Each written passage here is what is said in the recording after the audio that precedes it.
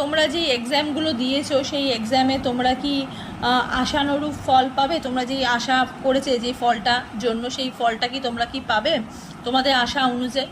তো চলো দেখে নিই।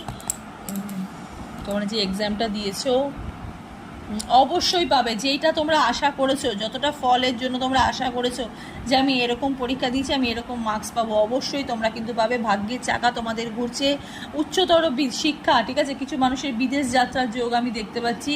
উচ্চতর শিক্ষার একটা এনার্জি আমি এখানে দেখতে কিন্তু পাচ্ছি। হ্যাঁ, যারা হায়ার এনার্জিতে যারা পড়াশোনা করতে চাইছো, ঠিক আছে, আরও আরও আরও বেশি তোমরা অনেক অনেক দূর যারা অবধি পড়াশোনা করতে চাইছো, সেক্ষেত্রেও তোমাদের লাভ দেখতে পাচ্ছি। লক্ষ্মী যোগ তৈরি হচ্ছে, ক্যারিয়ার তোমাদের স্টেবল হচ্ছে।